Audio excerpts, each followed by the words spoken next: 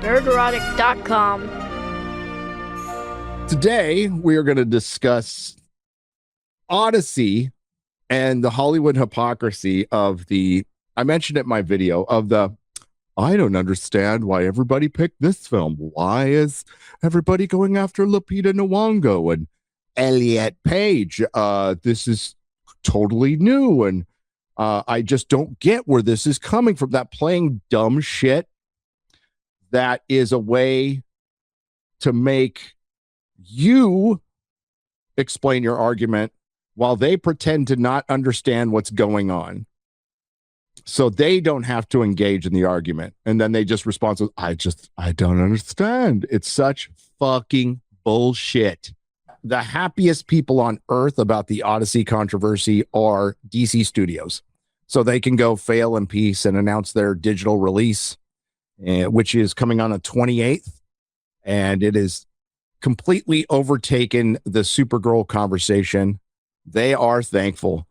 And all the calls for James Gunn to be fired are still there, and they will pop up again. Lanterns isn't going to help. I'm guessing a Jimmy Olsen Gorilla Grodd show isn't going to help. Clayface, it could be a 10 out of 10 movie. That ain't going to help. It's over. It is over.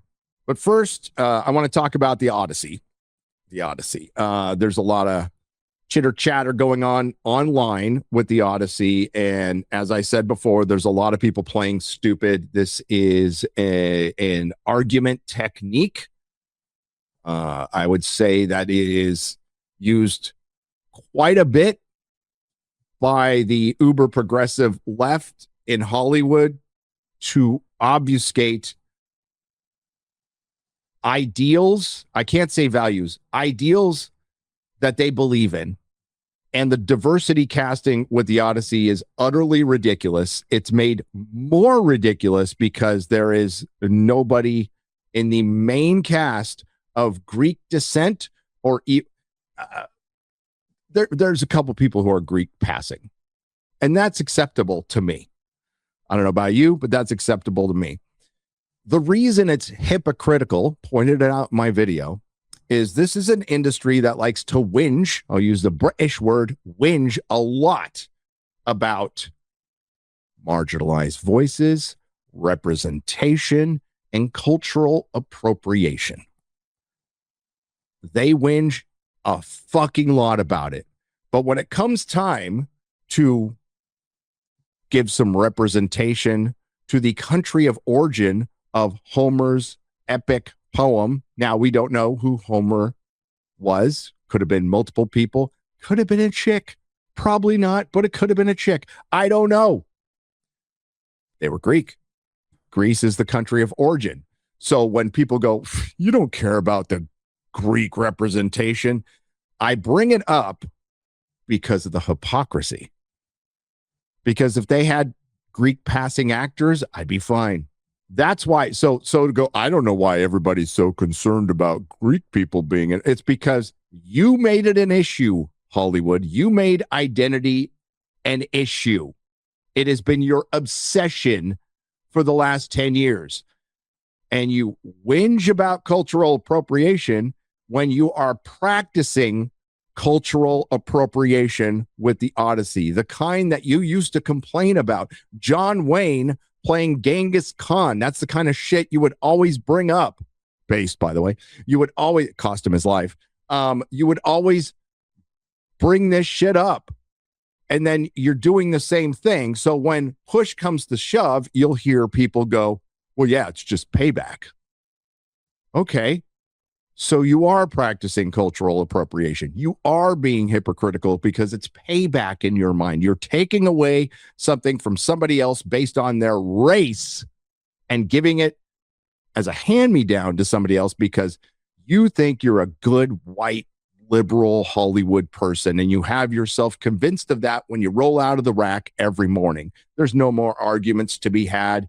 You are right about everything and the opponent is wrong. That's the most dangerous fucking belief on the planet. I don't know about you. I don't wake up every day thinking I'm right about everything. There was a brother in prison and he had a quote that me and my friends quoted till we got out. And it's a great quote. It's just how he said it. He said, "I comes to this world to gains knowledge." And that's right. We all comes to this world to gains knowledge. And based on our knowledge, Helen of Troy wasn't depicted as a sub-Saharan African woman. Cersei is supposed to be beautiful in the text. She's not. We've seen clips of her. She's not. I mean, so beautiful, she gets hit by Odysseus. But yeah, not beautiful. Not beautiful. And the reason they're purposefully doing that is because the women aren't there to be easy on the eyes for you. Athena is supposed to be really beautiful. Not like a 7, right? Anne Hathaway's hot. She's still hot. She's hot.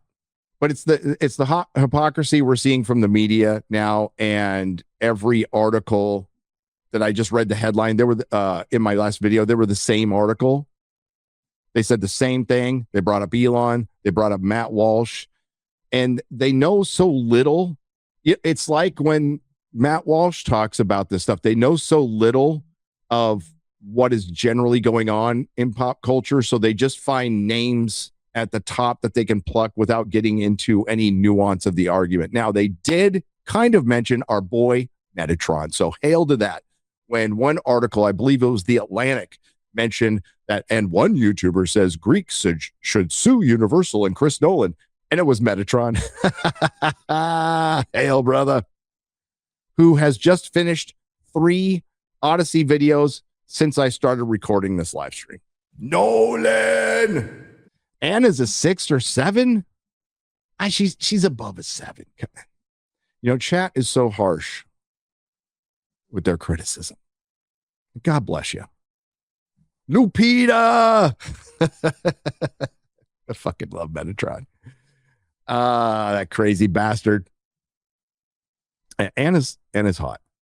So that is the gist of it. They are playing stupid so they don't have to engage in the argument and maybe face their own hypocrisy by constantly obsessing over identity. And they're the ones who created this problem. Now, how did Hollywood get so enamored with this problem? Well, most of the people drink the Kool-Aid. They absolutely believe in the DEI and the identitarians. They 100% believe it. So they weren't like talked into it, but they were in a way pressured by the access media too. So they hold some responsibility too by constantly getting asked questions on the red carpet. Where's the diversity? Bah, bah, bah, bah, bah, bah, bah, bah. So they did it. And you can't say Hollywood hasn't put in a good effort. They have. They have 100% put a good effort into it, and it's failed time and time again. It has cost them billions of dollars, and that's not even questionable. I'm probably estimating low. From Snow White to, we don't know how much it's going to affect it, but it is going to affect it. Black Snape, but the Marvels, Acolyte, they've tried. They've given it their best effort. There's even a quote from Kevin Feige, who said he wanted to dial this stuff back when he said, "We have done our bit for Queen or King and Country or Queen and Country." Can't remember exactly what it was. Now, those are just words flying out of Kevin Feige's pie hole, and I haven't seen anything to the contrary that really fucking shows that this is happening. But I've heard a lot. One woke after another won Best Picture. Paul Thomas Anderson, probably the most overrated director amongst critics in Hollywood. He's done some good films, but as far as this genius Hitchcockian fucking filmmaker, fuck no. He made a movie that was jazz, music for musicians. It was a movie for critics. It hit every fucking box, and he got his awards. Probably not as many as he thought he was going to get, but he got his awards. That's why he made the movie. it is as filled with the message as Citizen Vigilante. There's as far as like not the message itself, but how much message is in either movie, they are the same. They are the same, except one message is okay, one message isn't. That's all. Not saying Citizen Vigilante is like a great film, because it's not, but you get the gist. One woke after another, one best picture. It was the most predictable win in a long time. The only thing that wasn't predictable is it didn't win as many Academy. I thought it would just sweep everything, but Sinners came out. So yeah, Paul had to step aside for Sinners. But this is the same industry that feels like they have to fill their art with resistance, and the casting of Black Snape, the casting of, I mentioned my videos, the casting of elves of color and making Tolkien diverse and all of that is seen as an act of resistance. Now, how is there a resistance to the established order? Not really sure, particularly since some of these casting choices were done when, I mean, if you want to say resistance to Trump, well, he wasn't in office for some of those, but they still thought about him all the time. They still thought about him all the time. So it's seen as it's an act of activism. It's an act of resistance. It is not an act of creativity or merit. And it's obvious. And most people can see through it. You know, some people use the term pandering. Sure.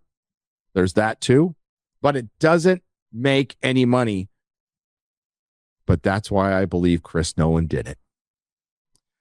There is a post. I sent it to Jeremy. I'm not going to look at just. There is a post that's talking about the tracking for the Odyssey, which isn't bad, right? And it was a high-end tracking, and their response, their quote tweet was, "Well, I thought it was go woke, go broke," and I'm all, that's why he made it. He made it to reinforce the beliefs of Hollywood, so people can point their finger at the Odyssey and go, "See, it works." When Christopher Nolan makes a movie, you know, it's like, okay, yeah, it certainly worked when with Avatar too, because there are definitely Avatar is filled with the message, utterly filled with it. Even the first one, they're all garbage, by the way. I don't like them. So that's why I think he did it. Now people are already saying like it's his wife. No, it's Nolan. It is Nolan making these decisions. It's not his wife. She certainly believes all this stuff, and he did march with her at a woman's march with the pink pussy hats. That should give away. Now, normally he doesn't play this game, and that's what we liked about him, but now he is. Now we still have to find out what's actually in the story, but as far as the perception of the film and the media and the casting, certainly feels that way. And I have not seen many negative reviews of the screening, and I'm not sure if they're real, but it's overwhelmingly positive from the corporate critics who we are just supposed to naturally believe, you know, absolute triumph. We got one of those. Another one said it was subverting the text. Ooh, that's good to hear. But the press on it, and this one's going to be fun, guys. This one's going to be tons of fun. And I'll tell you why. Because you're going to have multiple parties battling on this one. Let's just say, I mean, if the movie's like 10 out of 10, it's like the greatest thing Nolan's ever done. I don't think it'll be that much of a problem. But let's just say it's mid and not everybody loves it. You're going to have history bros. You're going to have culture warriors. You're going to have the left and Hollywood. And you're going to have Nolan bros. So Nolan bros are going to be conflicted because they love Nolan. They love Nolan. Nolan bros make Snyder bros look like gun bros. And you will find out. And there will be torn between love for Nolan, Daddy Nolan, and what could be perceived, depending on how the film turns out, as a Nolan film either filled or just lightly sprinkled with the message of intersectional feminism. People will use the term woke, and you certainly use it with the casting. But as far as the story, I think there is a potential that can be there because of the Emily Wilson translation, and it will be a shit show, and I love it. I absolutely love it. The chaos will be amazing. Absolutely amazing. It will be very interesting when it comes out. And well, Chris Gore and Alan Ng, who we trust and like a lot. Chris is probably out there listening. What's up, brother? Are going to see it on Monday. They're going to see it Monday. It releases on Thursday, right? That's when I have my early screenings. It totally sucks that my 70 millimeter screening in San Antonio, I'm not going to be, because I'm up here. But yeah, I'm going to miss that. But I'm going to see it early and obviously review it and tell you what I think after I see it. And who knows? Some of this is kind of a mystery. The word of it being a flop, I'm not convinced. Underperforming, sure. Makes $1 billion. Okay. I have no fucking idea.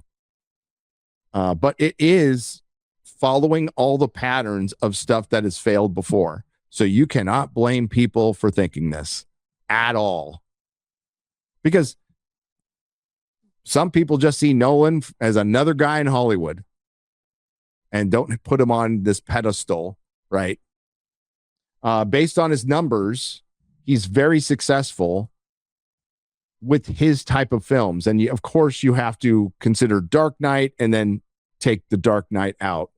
And there's a big difference. Dark Knight, the Dark Knight trilogy is half his box office generated in his lifetime. Over 6 billion, and almost half of that is Dark Knight. So you take away Dark Knight, his movies average 450 worldwide and over 3 billion at the box office, which is still really good considering his films. And he usually comes in on time, under budget. That's why they love him. This is a $250 million budget. I promise you they're spending $200 million on marketing on this one. They're not fucking around. Which puts the break-even point, not at, like some people are saying 800 and not, no. The break-even point is probably 6, between 5 and 6. 650. If this movie makes $800 million at the box office, that's a success. Now, Universal wants $1 billion, but I think if you had 800 million, that's a success. I don't know if you're swimming in money, but it's a success. Now, if it makes 500 million or 550, then we're arguing, did it make money? Did it not make money? And more than likely it didn't. And no studio makes a movie to break even.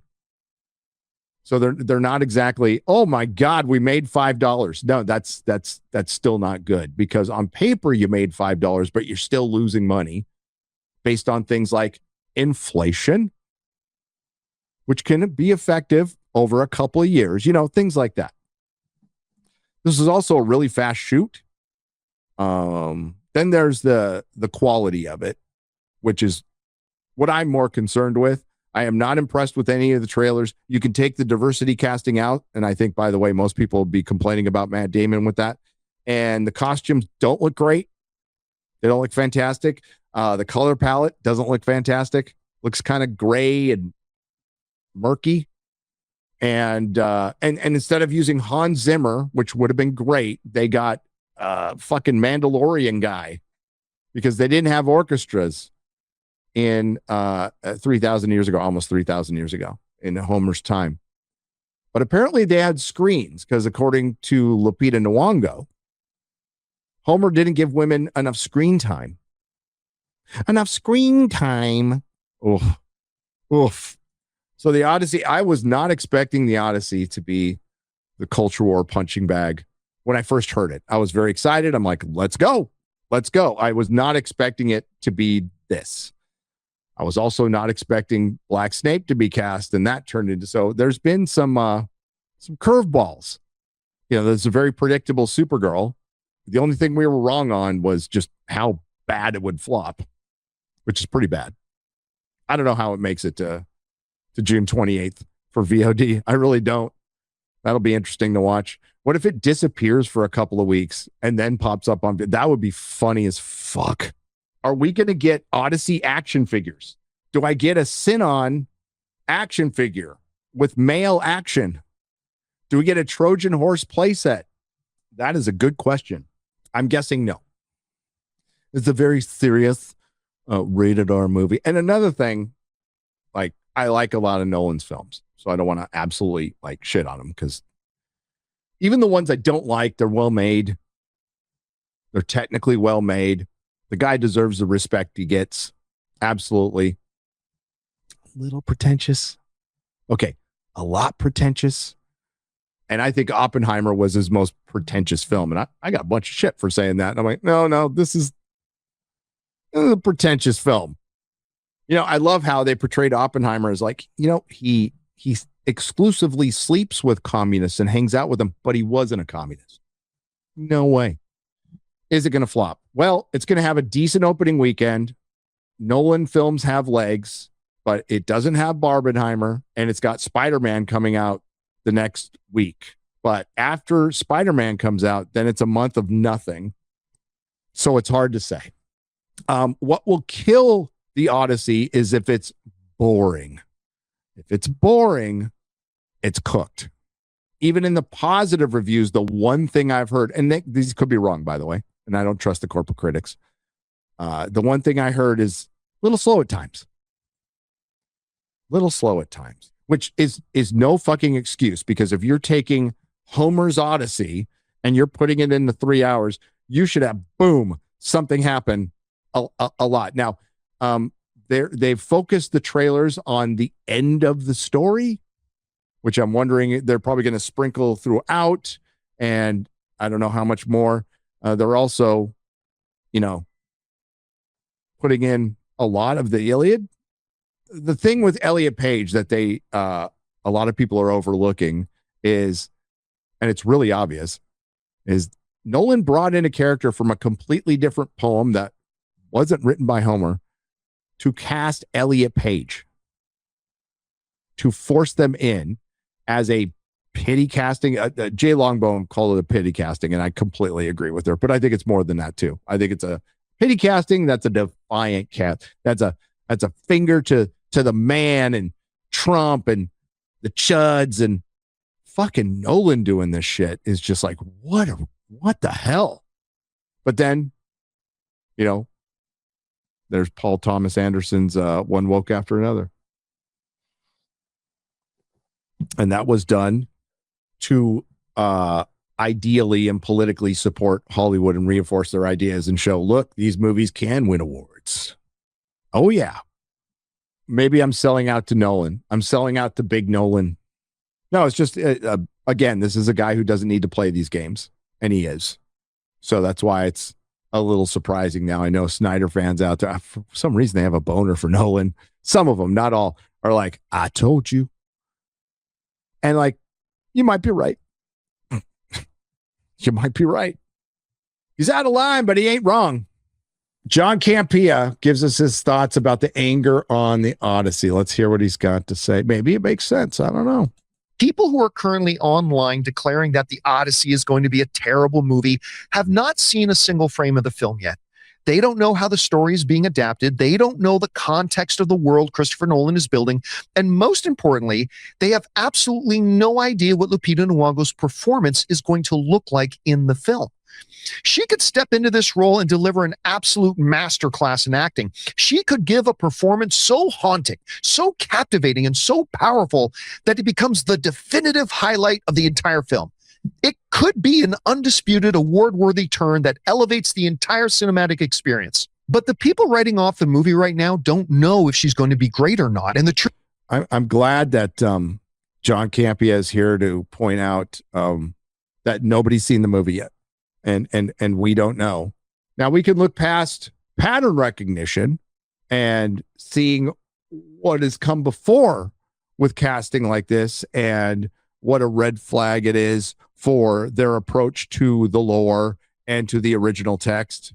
But let's let them continue. Truth is, they don't care. They have completely removed performance, talent, and the execution from the equation. They have made a That's your assumption. Maybe some people, but that's your assumption. very simple, incredibly narrow calculation in their minds. Lupita Nyong'o is black, therefore the Odyssey is a terrible. So I went over it earlier why you would think this is a red flag. Lupita Nyong'o is miscast purposefully as Helen of Troy to stir up this kind of shit. So you can say that anybody who complains about it is a racist. It makes no sense story-wise. It makes no sense for verisimilitude, something his co-host talks about a lot. And it also shows, wow, what else are they going to do? And that's the part we have to wait to find out. But if you go look at, say, the Rings of Power, all the fans' concerns that they were being destroyed for were completely justified. But I'm glad like he broke this down and has a little graph. That is the entire equation for them. Her skin color is the beginning, middle, and end of their critique. By condemning the film before seeing how her talent serves the Is he reading this? Is he reading this? story, they are openly admitting that her performance does not matter to them. The only thing they are concerned with is the color of her skin, exposing the fact that this backlash isn't about artistic integrity at all. So let me take a second and address some of the objections some of these folks might raise. Of course, the people leading this backlash don't want to admit that their objections are rooted in prejudice, so they construct elaborate excuses to justify their anger. Let's address the two most common arguments they throw out at a project like this. The first defense mechanism is almost always the Black Panther argument. It's a standard internet talking point that people think is a massive checkmate. They'll say something like, "Oh yeah? Well, how would you like it if they cast a white actor to play Black Panther? You'd be furious." It's the exact same thing. Except it isn't the same thing at all. Really? This argument completely, fundamentally misunderstands how narrative and character development work in storytelling. In fiction, This is the last guy on earth who should be talking about narrative and character development. And that's not the argument, John. That's not the argument. Nobody is talking about the performance yet. We're talking about the miscast of a story that has a country of origin that was specific that they decided to subvert. And the key word here is subvert, which has been going on in Hollywood for 10 years, maybe longer. And that's what most people are calling out, the hypocrisy of the deliberate subversion. As far as characterization and how she's portrayed, we'll find out when we see the film. But you've already been taken out with one element. If you've read the Odyssey, she doesn't look like Helen of Troy. But Cersei's going to be looks like horribly ugly too. And that's something I'd have a problem with. 95% of characters do not have their core narratives, motivations, or personal identities directly tied to their specific ethnicity. A writer might describe a character's physical appearance a certain way in a book or. So are you saying Homer was like, oh, we're leaving this open like a modern writer would? But that description rarely serves an important load-bearing pillar of who that character is, what drives them, or how the plot itself functions. However, there are a few very distinct exceptions where a character's ethnicity is a core, inseparable part of their story, their motivations, and the entire narrative structure.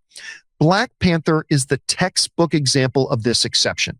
Stan Lee himself was very clear about why he created the character.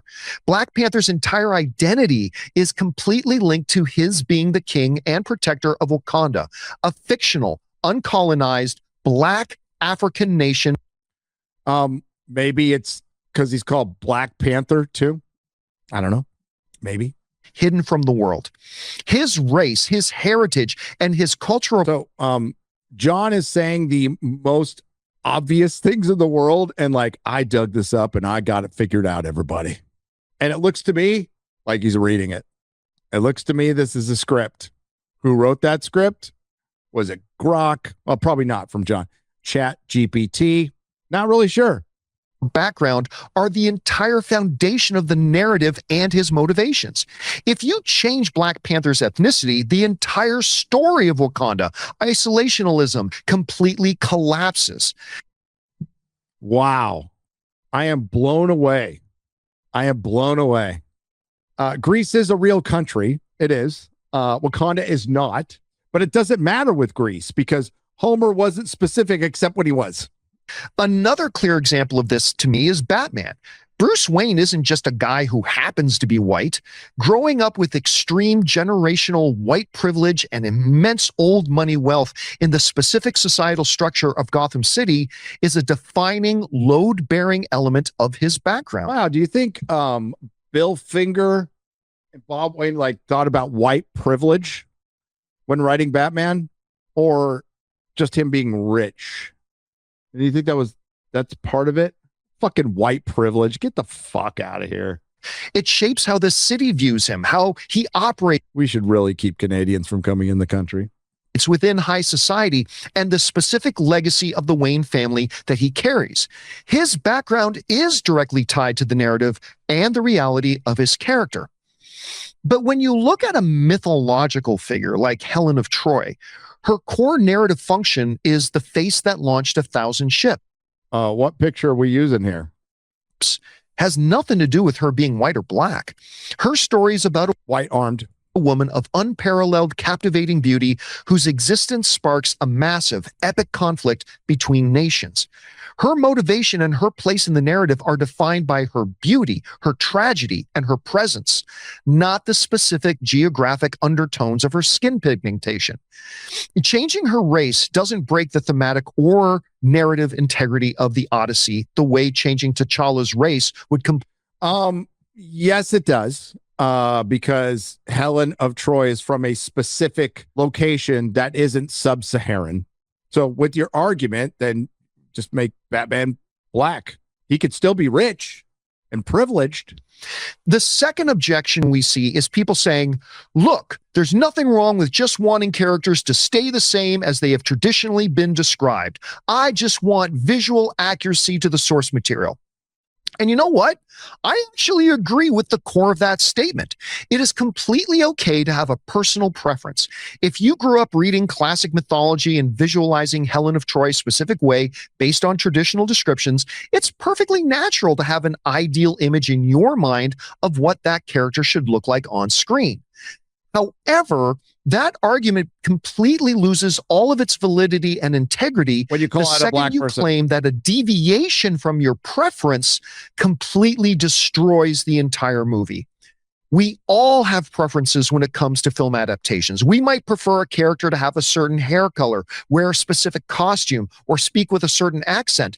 But when a director changes a costume design or adapts a character's style, we don't form angry online mobs and completely seek to destroy and boycott the film before we've ever seen a single frame of it, except for when race is the preference. That's when the reaction shifts from a mild preference to an all-out culture war, which tells you exactly what the real issue is. Oh, what is the real issue? I'd love to hear this.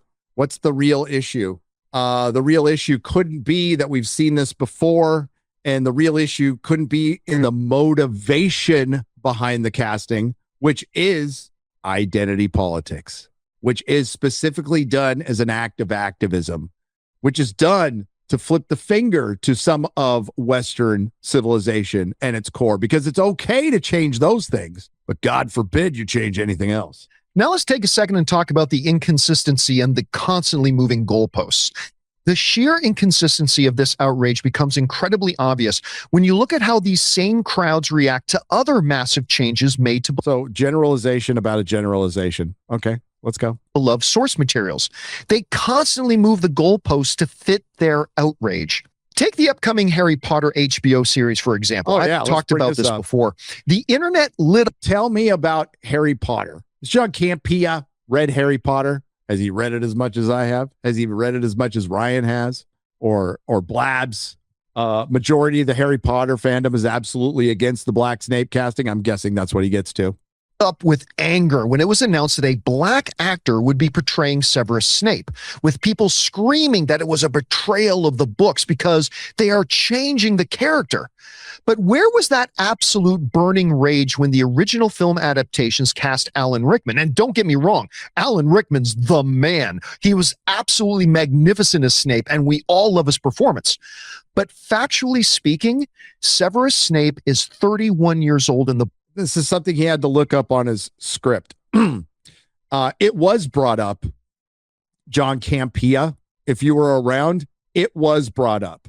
But this is why you have to take each one of these things individually. It was also the first adaptation. You're also casting fucking Alan Rickman in this job, but everybody was aged up. It wasn't just Alan Rickman. But if you're trying to compare age to how the character is specifically described in the book, which is pretty important for one, it's top 3 iconic character from the book. Not only is his skin described, his look is described, his hair is described. And what are you going to straighten Papa Asiato's hair? He doesn't really have a hook nose. He has straight, greasy hair that hangs down, which is described multiple times. So it is described, important enough for the author to describe it. And when people go watch an adaptation of a Harry Potter book, the vast majority of that audience just wants to see what the book described. Now, you could do this all day long in original work, but you're taking a work that's well known and making a decision that makes no sense. The only sense behind it would be, we did this as an act of defiance. And you know what? The Harry Potter fandom would have been very understanding with race swapping a lot of other characters. But Snape, kind of important. And they do this casting because they know if you complain about it, they can call you racist, which is one of Campea's favorite things to do because he is good and righteous.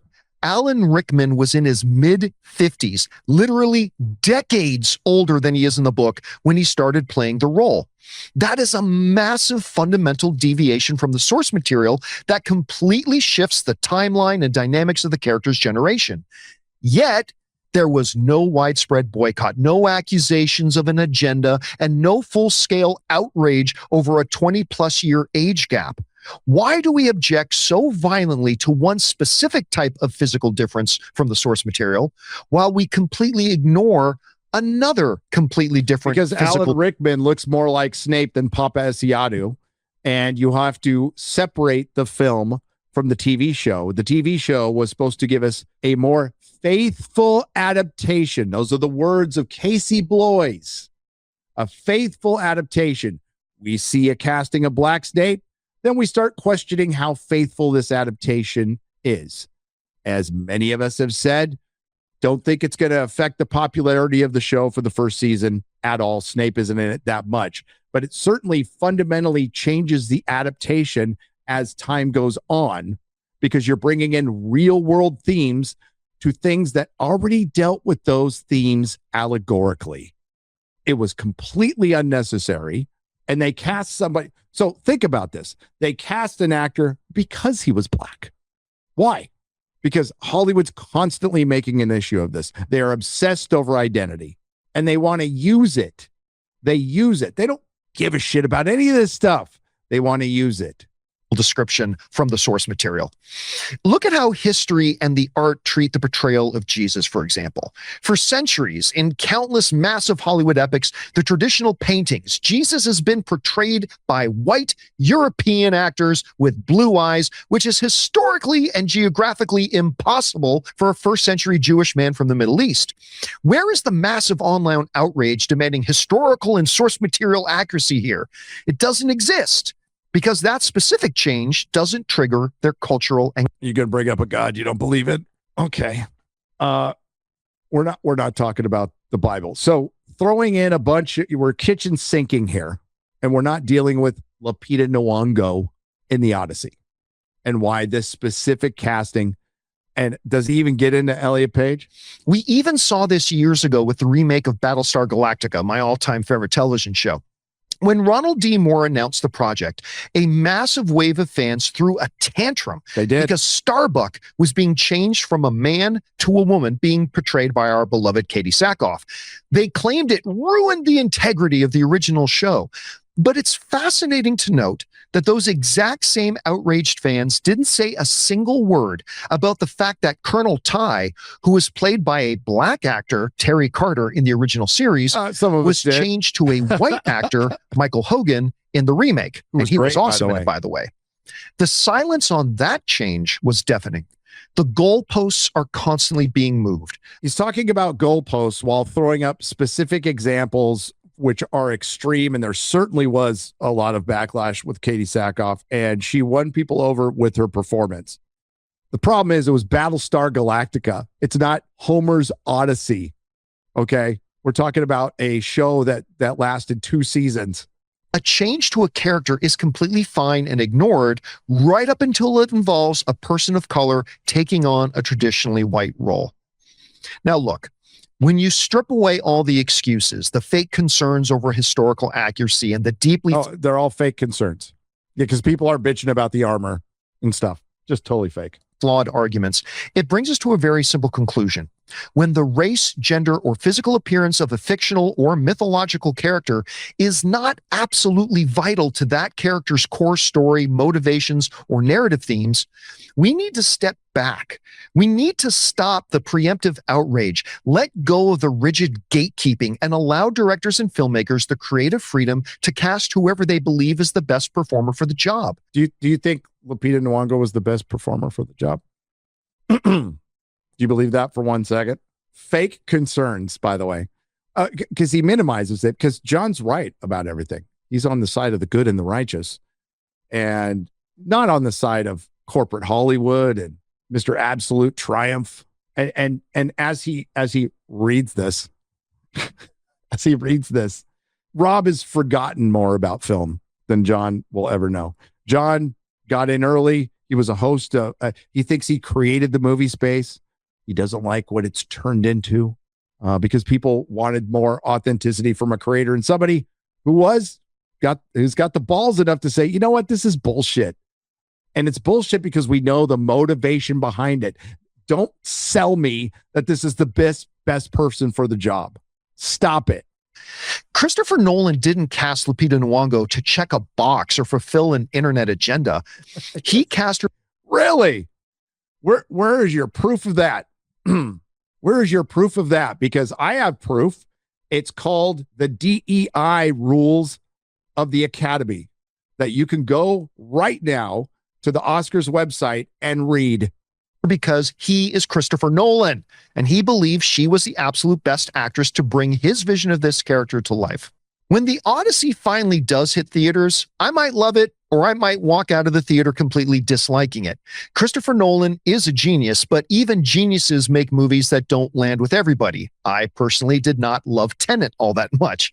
But if I do or don't like the film, I can guarantee you right now that my opinion will be based on the script, the pacing, the directing, and the quality of...